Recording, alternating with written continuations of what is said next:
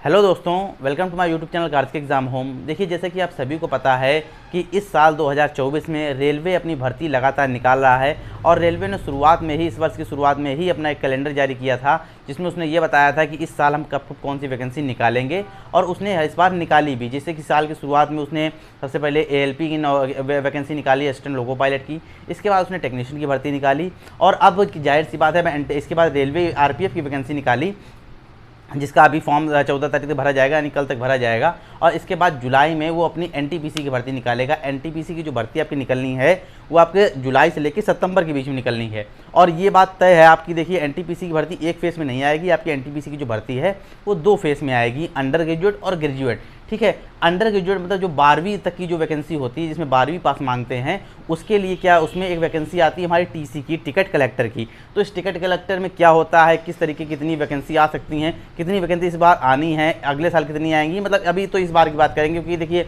Railway ने ये भी बोला है कि हम हर साल अपनी रेलवे में वैकेंसी निकालेंगे, चाहे वो टेक्निकल भर्ती हो, चाहे वो क्या कहते हैं क्लरिकल भर्ती हो, सब निकालेंगे। वो हर साल रेलवे निकालेगा। इस तरीके से एसएससी के तरीके प्रोसेस अपना रेलवे बना रहा है। लेकिन इस साल कितनी भर्ती निकालेगा टिकट कलेक्टर की, टीसी की, ये जानेंगे। और टीसी की भर्ती में क्या क्वालिफिकेशन चाहिए आपको, कितना क्राइटेरिया चाहिए, किस प्रकार का पेपर आता है, क्लास क्या सिलेबस होता है, क्या सिलेक्शन प्रोसेस होता है, सारी की सारी चीज़ें हम लोग इस वीडियो में जानेंगे। देखिए, आपके लिए जो भी कैंडिडेट तैयारी कर रहे हैं, रेलवे में नौकरी लेना चाहते हैं, उनके लिए वीडियो बहुत इंपॉर्टेंट है। तो वीडियो में ज़रूर बने रहिएगा, देखिएगा। आपको एक एक पॉइंट सिंगल क्वेरी जो आपकी होंगी वो आपकी बिल्कुल सॉल्व हो जाएंगी। कोई भी आपका ऐसा प्रश्न नहीं बचेगा जो आपके लिए बाकी रहे और आपको मैं इस वीडियो में आपको बताऊँ ना। ठीक है, तो चलिए वीडियो को शुरू करते हैं। तो देखिए, सबसे पहले जो आपकी जो टीसी की भर्ती है, टिकट कलेक्टर, जिसको हम लोग टीसी बोलते हैं, टिकट कलेक्टर, बहुत सी जगह पर इसको टिकट क्लर्क भी बोला जाता है। मैं यहाँ लिख दे रहा हूँ, बहुत सी जगह इसको टिकट क्लर्क भी बोला जाता है। वैसे टिकट कलेक्टर, ये सब टिकट कलेक्टर इस्तेमाल किया जाता है। अब इसमें क्या है,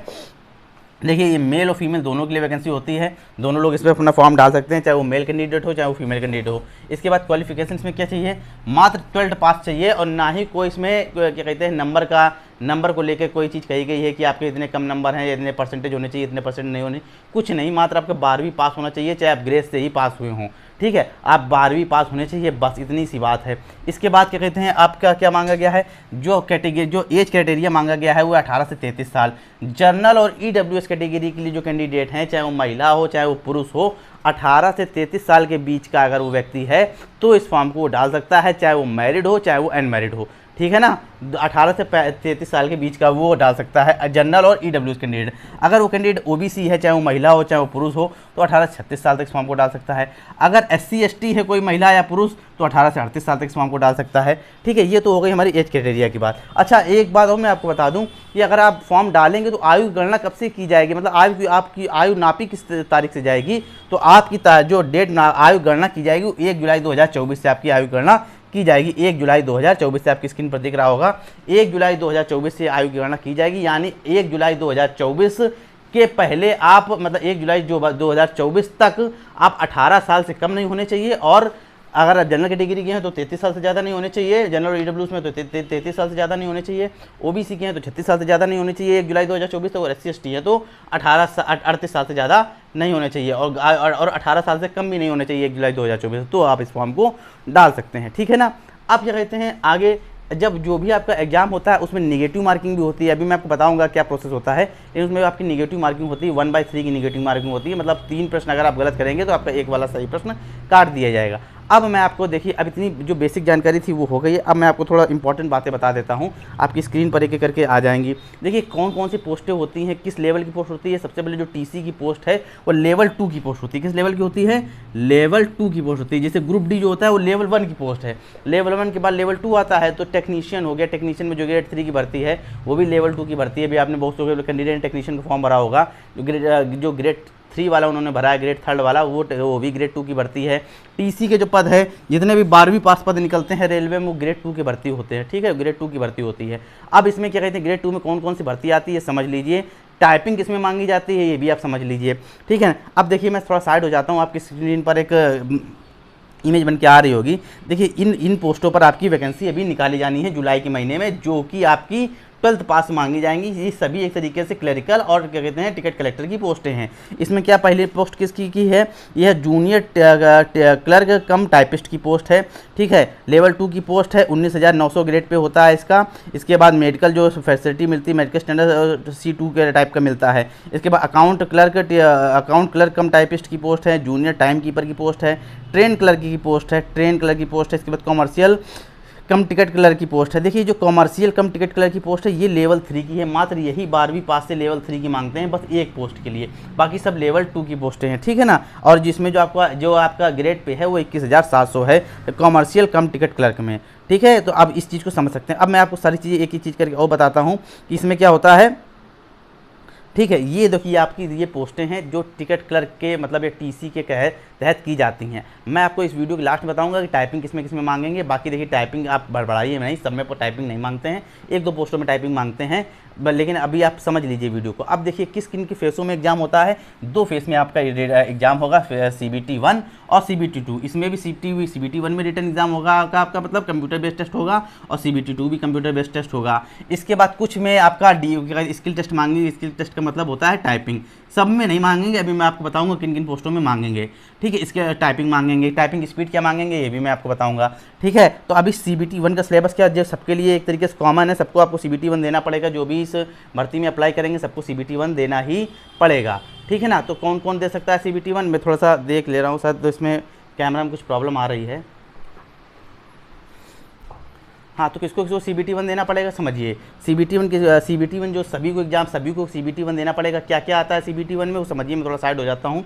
देखिए आपकी स्क्रीन पर क्या कहते हैं इमेज बन के आ रही है, इसमें देखिए लिखा है first stage computer based test common for all notice post of this CEN, ठीक है। अब ये चीज़ समझिए कि आपको क्या बोला गया है, 90 मिनट का आपका टाइमिंग होगी, 90 मिनट की आपकी टाइमिंग होती है। जनरल अवेयरनेस के 40 क्वेश्चन आते हैं, मैथ के 30 क्वेश्चन आते हैं, और आपका रीजनिंग के भी 30 क्वेश्चन आते हैं। टोटल आपका 100 क्वेश्चन आते हैं, और 100 क्वेश्चन आएंगे, 90 मिनट आपको मिलेंगे, और 1/3 की आपकी नेगेटिव मार्किंग रहेगी। मैंने आपको पहले ही बोला 1/3 आपकी नेगेटिव मार्किंग रहेगी, ठीक है। तो ये तो आपका हो गया CBT 1 का सिलेबस। अब आगे बढ़ते हैं, CBT 2 का भी सिलेबस जान लेते हैं इसी साथ में। CBT 2 का सिलेबस क्या रहता है, देखिए आपकी स्क्रीन पर दूसरी इमेज आ गई होगी, इसमें CBT 2 का सिलेबस लिखा हुआ है, ठीक है। इसमें सिलेबस में इसमें भी आपको 90 मिनट ही मिलेंगे, 90 मिनट आपको मिलेंगे, लेकिन इसमें नंबर ऑफ क्वेश्चन बढ़ जाते हैं। उसमें 100 क्वेश्चन थे CBT 1 में, इसमें 120 क्वेश्चन हो जाते हैं, ठीक है ना। आप क्या कहते हैं 90 मिनट के में आपका 50 क्वेश्चन आपकी जनरल अवेयरनेस के हो गए, मतलब GS के हो गए। इसके बाद मैथमेटिक्स के आपके 35 क्वेश्चन हो गए, रीजनिंग के 35 क्वेश्चन हो गए, टोटल 120 क्वेश्चन हो गए, और इसमें भी आपकी 1/3 की आपकी नेगेटिव मार्किंग रहेगी, ठीक है ना। अब चलिए इसके बाद क्या कहते हैं, ये आप समझ गए कि कितनी नेगेटिव मार्किंग रहेगी, क्या रहेगी, इस चीज़ को आपको पूरा समझ में आपको आ गया होगा। अब देखिए मैं आपको ये बात कर लेता हूँ कि किस किस में टाइपिंग मांगेंगे, टाइपिंग किस किस में मांगेंगे, ठीक है। तो आपकी स्क्रीन पर ये इमेज आ रही होगी, टाइपिंग स्किल टेस्ट। इसमें देखिए ऑल ओवर पोस्ट के लिए लिखा हुआ है किस में टाइपिंग मांगते हैं। लीजिए हो सकता मतलब बहुत सी पोस्टें ऐसी भी जिसमें ग्रेजुएट मांगते हैं, लेकिन अभी आपको मैं जो आपकी स्क्रीन बन के आ रही है इसके आपके काम की नहीं है, क्योंकि इसमें बहुत सी ग्रेजुएशन वाली पोस्टें भी हैं। लेकिन जो आपकी 12th वाली पोस्टें हैं उसके लिए मैं आपको बता दे रहा हूँ। देखिए मैं नेक्स्ट इमेज आपको खोलता हूँ, आपकी देखिए आपकी स्क्रीन पर जो नेक्स्ट इमेज अब ये वाली जो इमेज आ रही है, इसमें देखिए किस किस में मांगेंगे टाइपिंग। आपकी जूनियर क्लर्क कम टाइपिस्ट में साफ तौर से टाइपिस्ट में नाम ही दे दिया गया है, तो उसमें आपकी टाइपिंग मांगेंगे, ठीक है। इसके बाद क्या कहते हैं आपका अकाउंट कम क्लर्क जो 2 नंबर पर है, अकाउंट क्लर्क कम टाइपिस्ट में, इसमें भी आपकी टाइपिंग मांगेंगे।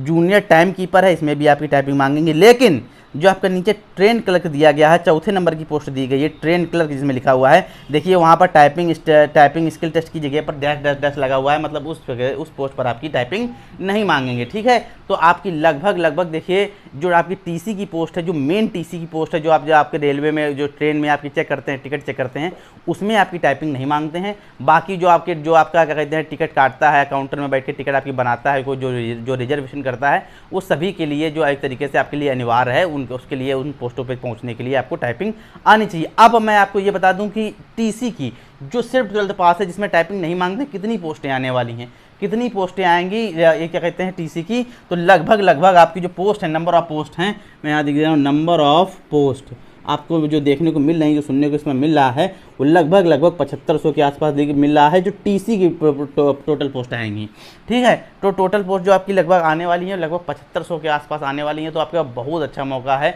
और देखिए ये जो पोस्टें हैं ये 7500 TC की ऑल ओवर इंडिया हैं, ठीक है ना। इस चीज़ को आप समझ चलिएगा। ऑल ओवर इंडिया है, कोई आपका किसी एक जोन का नहीं है, तो आपको बहुत मेहनत करनी पड़ेगी अगर आपको यहाँ तक पहुँचना है, नौकरी लेनी है और रेलवे में आपको अपना सिलेक्शन चाहिए। ठीक है, तो मैंने लगभग आपके देखिए लगातार क्वेरी आती थी कि सर वीडियो बना दीजिए, क्लर्क में क्या क्या होता है, क्या क्या चाहिए होता है, किस तरीके से सिलेक्शन प्रोसेस होता है। तो मैं उसके लिए मैंने पूरा वीडियो बना दिया है, जाहिर सी बात आपको समझ में भी आ गया होगा।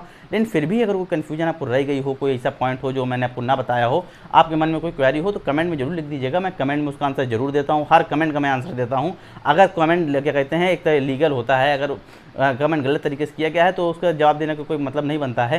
ठीक है, तो मतलब लगभग मैं सारे कमेंट में आपका आंसर जरूर दे दूंगा। लेकिन अगर मुझे लगेगा कि आपका जो क्वेश्चन है, ऐसा क्वेश्चन बहुत से लोगों को हो सकता है, बहुत से कैंडिडेट को ऐसे ही इस क्वेश्चन में क्या कहते हैं प्रॉब्लम हो सकती है, तो मैं उसके लिए अलग से एक वीडियो भी आपके लिए बना दूंगा, जिससे आपको कोई तकलीफ ना हो, आपको चीज़ें समझ में भी आ जाएँ। ठीक है, तो लगभग चीज़ें आपको समझ में आ गई होंगी। तो अगर कोई दिक्कत हो तो पूछ लीजिएगा। अगर आपको वीडियो समझ में आ गया हो, आपको वीडियो अच्छा लगा हो, जानकारी अच्छी लगी हो, यूज़फुल लगी हो, तो वीडियो को जरूर लाइक कीजिएगा। और चैनल को सब्सक्राइब नहीं किया, प्लीज़ सब्सक्राइब जरूर कर लीजिएगा, ताकि सरकारी नौकरी से जुड़ी जितनी भी इंपॉर्टेंट अपडेट हैं वो समय समय पर आपको मिलती रहें।